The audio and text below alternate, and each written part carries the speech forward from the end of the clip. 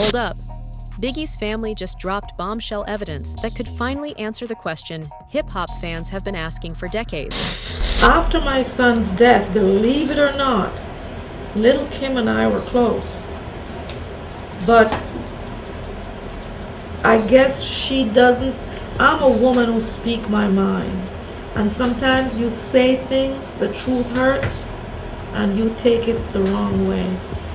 And I did not like the way she was palavering over national television and radio about Biggie, the love of her life, her heart, her nose, her mouth, her butt, every part of her. You know, Christopher is not here to defend himself. And, you know, I was offended. I let her know. And she didn't like it, and I don't give a hoot. You know, as far as Little C's is concerned, you know, they're all struggling. You know, Christopher is not here. He was a figure in their life that they look up to, and he was not here, and everybody just, you know, go their separate ways, and the ways that they went wasn't the straight way, you know, and as a result, they all went down the toilet. But I wish them all well, you know. I might tell them to go to hell and mind their own damn business, but deep down, I wish them well. That's something I wanted to ask you, because it seemed like you were such a pillar, such a central figure, like that kept everything together. How different do you think things would be amongst them if he was there? Oh gosh, if Christopher was here today, I know Kim wouldn't be in jail. Little C's wouldn't be in national radio yapping his mouth. You know, they'd be taking care of their business, making beautiful music. You know, but hey, let's not complain about spilled milk. It happens. Even though I was on the set almost every day, I missed it once. And I missed the California scene deliberately, intentionally. I had mixed feelings. I had mixed feelings because during the whole process, whenever I was interviewed, they would ask me, what is it you want the viewers to know, to see about your son? And I always said I wanted them to, they knew the artist, they knew the rapper, the entertainer. I wanted them to see the father, to see his heart condition, to see the friend, to see the man, to see the husband. And last night,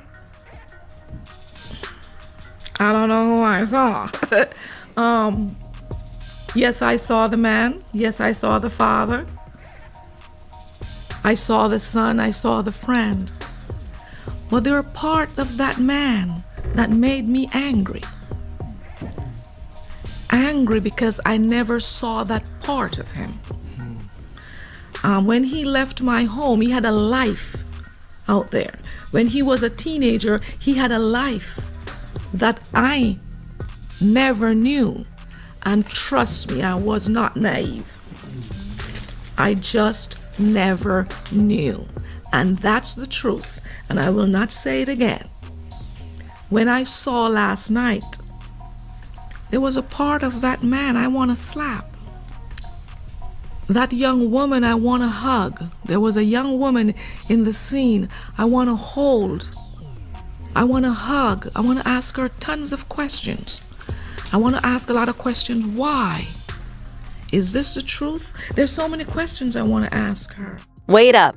Biggie's family just revealed shocking new evidence that might finally answer the question hip-hop fans have wondered about for years. It's Gene Deal. Oh, hi, Gene. How are you? All right, man. You know I ain't seen you since I came to your house and had that conversation with you. How you been? You all right?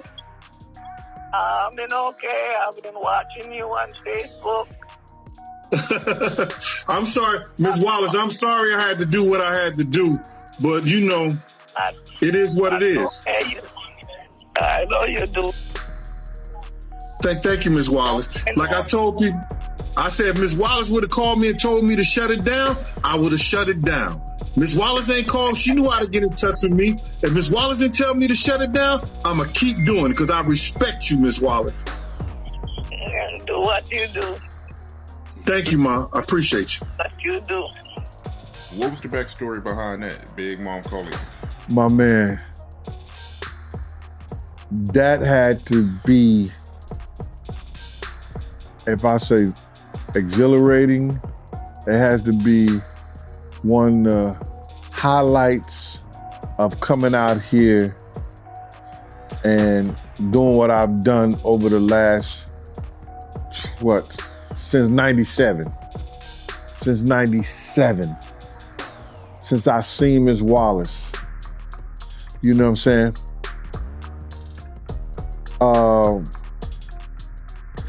To hold Miss Wallace's hand and explain to what happened to her son that night.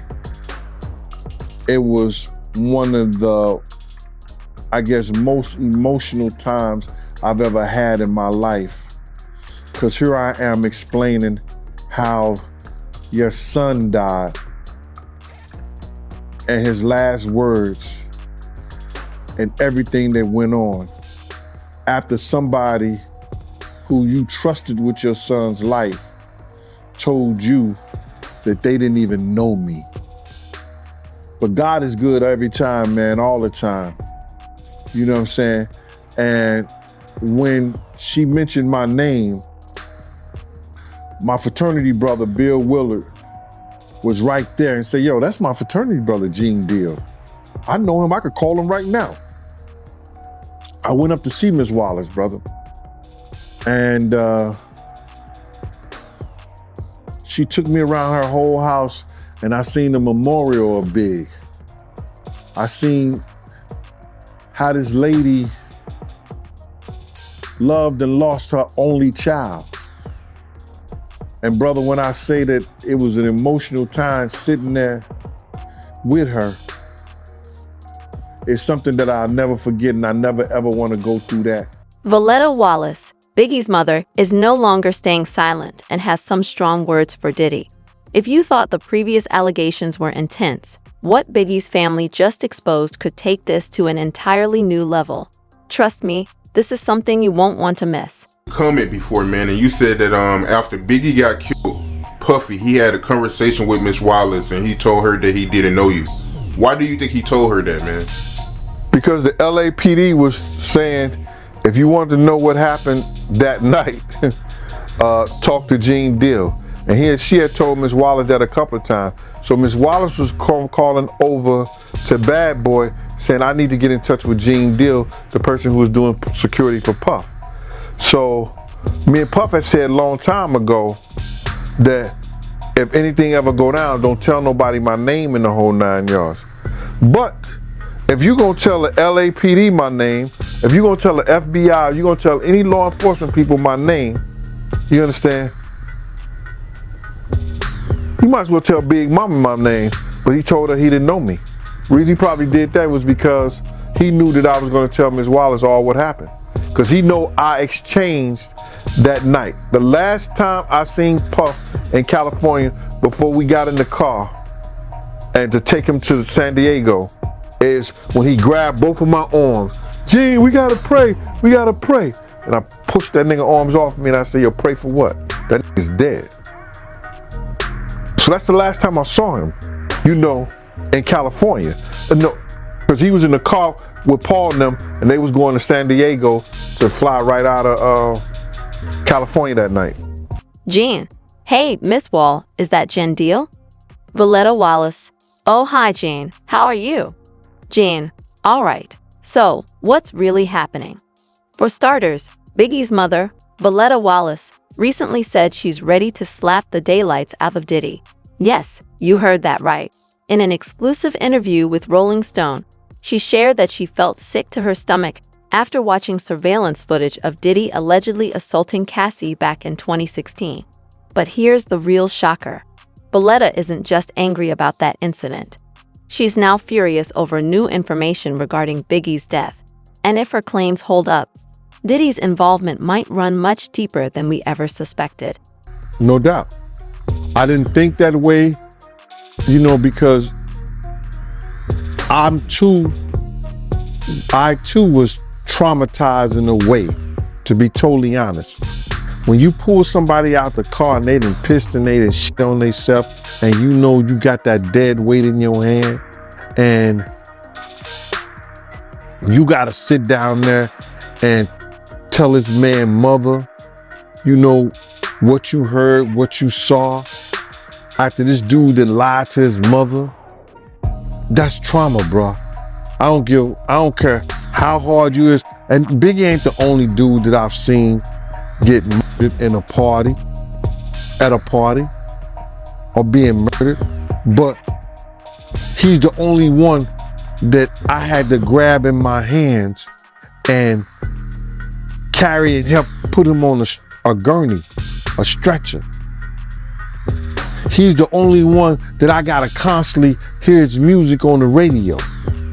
He's the only one that I can't get Miss Wallace out of my mind when she grabbed both of my hands and said, I don't want to hear no more, with tears in her eyes, man. To have an experience like that, for probably and arguably the world's greatest rapper of all time, that's crazy, bruh. So now, he's responsible for not having enough security. He's responsible for having Big there. He's responsible for not listening to security by telling them, if we go to this party, one of us gonna die tonight. Somebody gonna get killed. Voletta Wallace isn't holding back anymore. She stated, and I quote, "I hope to see Sean one day, and the only thing I want to do is slap the daylights out of him because I liked him. I didn't want to believe all the terrible things, but now I feel ashamed and embarrassed. For years, there have been rumors about Diddy's involvement in Biggie's death, but nothing this substantial has ever come directly from Biggie's family. And let's not overlook that this revelation comes right after Rolling Stone's explosive investigative piece, which was 6 months in the making and has already sparked even more controversy. Participated in that. We had records that were nominated. We were a budding, launching company that already launched, and we were successful. We could not go, but Biggie did have an inconvenience. He had a car accident. I think it was in Brooklyn, maybe downtown Brooklyn. He had a broken femur at that time, and he was recovering from that. Big-sized person, could not really sit comfortably in a plane, not even first class, with a cast on. It was uncomfortable. He was talked into going to the LA portion of the trip so that he could be out there ahead of time. He was out in LA so there wouldn't be a big rush and bustle to get him there. So I think he was out there for a good week and a half ahead of time leading into the event. So being out there, we came to follow up and to have that night. And then he was supposed to, as per Arista's marketing department, Arista, one of the best labels and distribution companies that you can have to back you, the legendary Clive Davis, who backed so many artists, believed in Bad Boy so much, he put together a marketing campaign that was never seen before that campaign, and still wasn't seen, but it was put together so that Biggie could receive an international press junket in London with all press from around the world meeting him that Saturday, Sunday after the Friday award show night. He was supposed to go on an international flight with me. We have the itinerary still to this day. He was supposed to leave that early morning, go to London, and we would be out there for 2 or 3 days, and then he would go back to New York and go home. Diddy called Sean P. Diddy, whatever his name was during that time, called late Friday night, early Saturday morning, saying he's not going to London. Call Arista, cancel it. You go, you represent it, you go. He's not going. He wants to stay here in LA.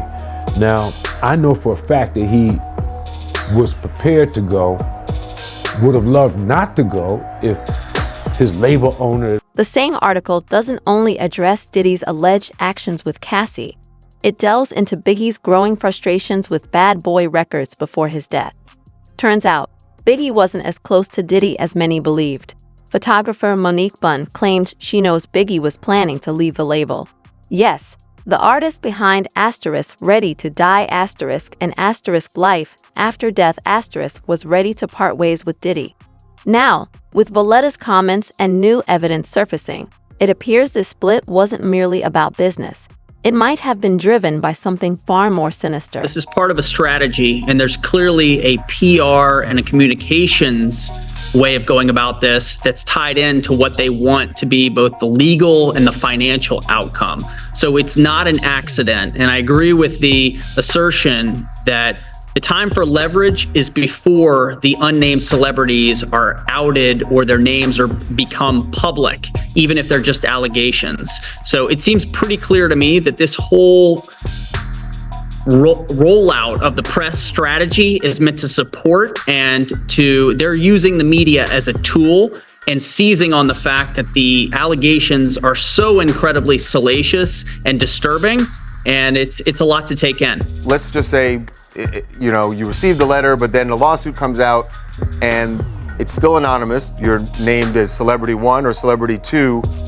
What's your response at this point? The best possible outcome is to avoid being named and to avoid having your brand connected with P. Diddy's, because his at this point is completely toxic. I don't think there's any scenario under the sun under which he comes back from this. So if you have the opportunity to settle this and to keep your name out of the headlines, that would be the course that I would advise. This brings us to the most shocking revelation yet. New, hard evidence.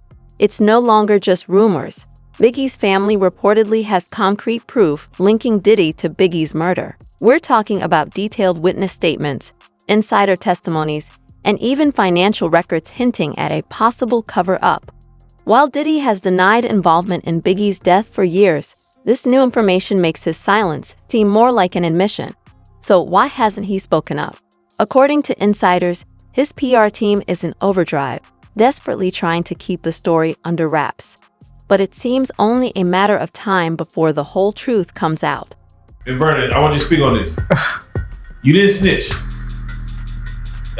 He did 25 years. He didn't snitch on someone he could have went through. Okay. What would you tell him as far as, we just spoke on this, but for him not to snitch? Right now it seems like snitching is kind of thrown out.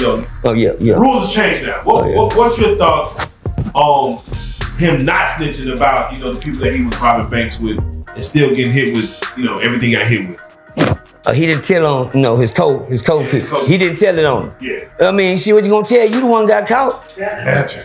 Hello. I'm just saying though, now people do that. They do that. Everybody, you got caught. They offer you. If you in jail and he not, I mean, well, how many times I done sit in court and they say, is he in here in court with you now? You tell him, yeah, and you say, could you point at that niggas? You know how many times that didn't happen to me? Yeah. I got a bar that I see in my rap battles. I say, I ain't never believed in magic till I see my dog get on the stand and turn into a snake. I'm gonna let y'all soak in there for. I said, I ain't never believed in magic until I see my dog get on the stand and turn into a snake. Now y'all catch it. I know it, bro. Now you get it. But I didn't got pointed at. But you caught. You know what happened if you go to jail with a snitch jacket on your back. You didn't have that, did you? Yeah. That's the best thing to go in the feds with. See, he came in a clean sheet of paper. Look at it, no tattoo. Look at it. That's a clean. That's what you call a clean sheet. I wish I could clean my paper. If you've been keeping up with the hip-hop scene, you know Diddy's legal troubles are far from hidden. Between the Cassie allegations and a looming federal grand jury, the situation is tense. And now, Biggie's family dropping this bombshell couldn't have come at a worse time for him. Some even speculate Diddy might start snitching to protect himself. Remember when 50 Cent suggested Diddy should start talking? Maybe 50 was onto something, because if Diddy doesn't come clean soon, things could spiral out of control fast. Of March 9th, 1997, there was a big vibe party at the Peterson Museum in LA. I guess Puffy talked Biggie into actually attending. Yo, that whole week, man, Puff was like, yo, man, Big, you gotta come to this party. And he was like, yeah, all right, cause now I know why he was calling him Diddy. So, saying, yeah, all right, Diddy, all right. He said, yeah. So then Puff was like, yo, Big, you gotta go to this party. And he wasn't getting a response that he needed from Big to make sure that he was going to the party. So, this was real odd. Puff came one day and he had Sally Richardson, her makeup person, and this other chick, I think. And he said, yo, I need D-Rock to ride with me. And then he said, Gene, you stay here with Big. And I was like, which was weird. So D-Rock stayed gone the whole day with Puff. And that never happened, you know. So I guess the chick liked D-Rock or whatever. That's what Puff wanted her to do. And next thing you know, I've gotten phone calls. I got a phone call from Unique from Mecca Audio, right? And Unique from Mecca Audio say, yo, vest up. You know, those guys is coming to get y'all. I tell Chaz, the day of the party, I spoke to Chaz. He said, yeah, it's gonna be some street shit, bruh. I'm letting you know that. So now, I called my man, I forgot his name D, but I called him, he used to f around with Jodeci. I asked him, was they coming to the party? Cause we going to the Vibe party. And he said, no. And speaking of tragedy, let's not forget Biggie was only 24 when he was fatally shot in a 1997 drive-by in LA. Just 2 months later, Diddy released * I'll Be Missing You, *, a tribute that topped the Hot 100 and even won a Grammy. But now, fans are starting to ask tough questions. Was the tribute sincere, or was it a cover for guilt?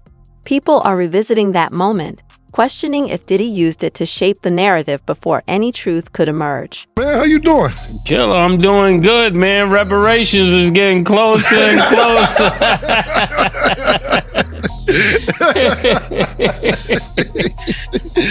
I'll be sure to give you your percentage. I ain't had nothing to do with that money. That's all yours, man. I was on the next boat. Yeah, man. Man. Closer and closer, Closer and closer. Okay.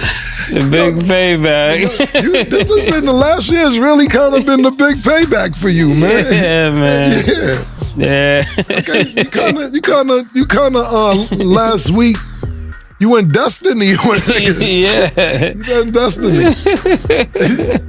You know what happened yesterday, right? Yeah, man. That's what I'm trying to say. It's going crazy. What happened? I'm gonna let you start. What did you see that happen? Oh, yesterday was the anniversary of Biggie Smalls' album, 27 years later. That's what I seen yesterday. That's what I was talking about. Yeah, that was real. It's amazing that all of this would transpire on that day. What's crazy is yesterday was Biggie Smalls' 27th anniversary of Life After Death. And it was also the Diplomat Immunity album, 21st anniversary. It's going on. It's going on. Reparation. Yeah, man. I was just saying this. That day yesterday was kind of. That's eerie, man. Yeah, that's the word I'm looking for. It was just that going was on. crazy. That's kind of crazy, man.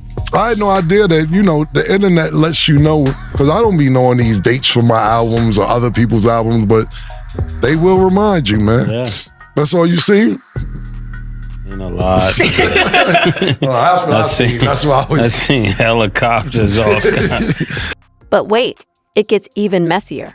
Maze, a former bad boy artist and close friend of both Diddy and Biggie, recently hinted at even more hidden secrets on his podcast with Cameron, saying, I'm saving my takes on Diddy for a documentary. What does that mean? We can only speculate, but if Maze has more information about Diddy's shady dealings, this could erupt into the biggest scandal in hip-hop history. And remember, Mace wasn't just some small act at Bad Boy. He was one of the label's biggest stars, right up there with Biggie himself. When me and Puff touched down in California, we were going everywhere. You understand? He got connected with Sally Richardson, and we were going to the movies. We were going to the House of Blues, everywhere.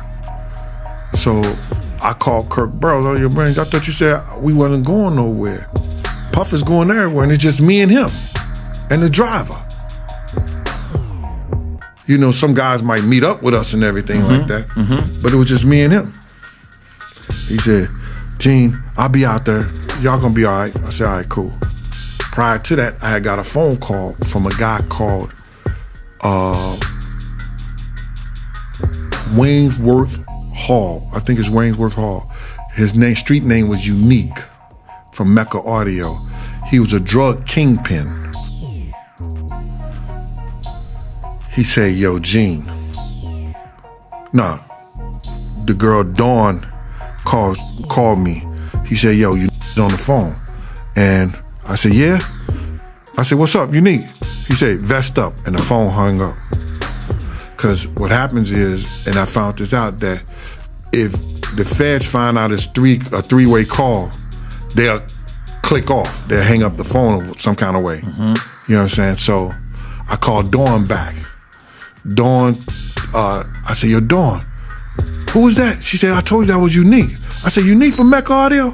Now, Dawn used to date Diddy, so I used to she knows a lot of people. So I say to Dawn, Dawn, that was Unique? She said, yeah, that was Unique from Mecca Audio.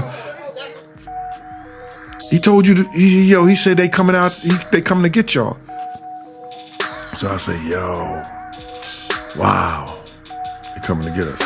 So I called Kirk Burrows. I told Kirk Burrows we need more security. As all this unfolds, we must confront the hard question. Was Diddy merely Biggie's business partner and friend? Or could he have been the mastermind behind Biggie's death?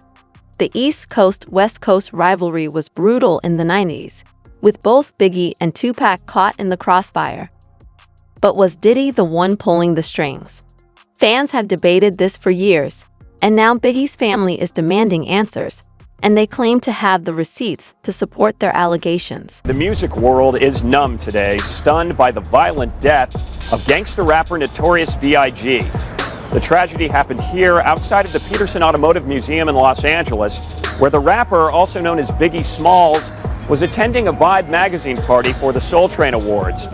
Now, shortly after midnight Saturday, Notorious B.I.G. left the party and got into his car when another car rolled by and shots rang out. At least 5 bullets ripped through the door, killing B.I.G., who was sitting in the passenger seat. Dozens of heavily armed cops arrived on the scene as word of the shooting spread. The bullet holes in Biggie's vehicle are mute testimony to the gang-style drive-by shooting that took the life of the Brooklyn-born rapper, whose real name is Christopher Wallace. Smalls was rushed in his bullet-riddled vehicle to Cedars-Sinai Medical Center, where he was pronounced dead on arrival. Dozens of fans, many overcome with grief, held a vigil at the hospital. They've got a number of individuals that they're speaking to right now, and we're hopeful that we can resolve this matter relatively soon. These are pictures of the 24-year-old Biggie at the Vibe party just hours before he was killed. Eerie images of a man who had no idea of the violent fate awaiting him. Biggie Smalls was larger than life. The robust rapper was 6'3", almost 300 pounds. He was loud and boastful, known for talking trash. His music was apparently a reflection of his real-life experiences. Biggie made no secret he once lived a life of crime, even selling crack on the tough streets of Brooklyn's Bedford-Stuyvesant section, where he... With the spotlight now back on Diddy, we can't help but wonder who else might have known about all this. Big names like Jay-Z, Jennifer Lopez, and even Oprah have been connected to Diddy over the years. Did they have any knowledge of the alleged cover-up? Were they complicit in it? And if so, how deep does this conspiracy run? People are beginning to speculate, and the silence from Diddy's inner circle is deafening. He's dead because Tupac lied about being set up. Who believed that Biggie set up Tupac? Did you believe it?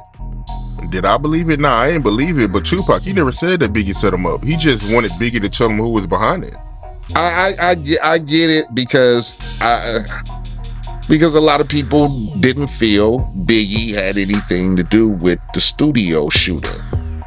And then Pac vocally was like, didn't it shot? You know, he set me up, or they set me up, or he knew about it. They knew about it and they didn't tell me. That's what he said. Him and Puffy was upstairs in the other studio, and they knew that somebody was gonna come in there to rob Tupac that night, and they didn't tell him. I don't think I even believe that. That's just my opinion. Would Biggie still be dead if he didn't come to LA to promote? Me, personally, I would have never came. Because if I know the whole city is not liking me right now, and I get it, are they playing my songs? And everybody love Biggie. Of course, we love Biggie. We did. You know, I banged Biggie Smalls. But on some rap no, you don't come here at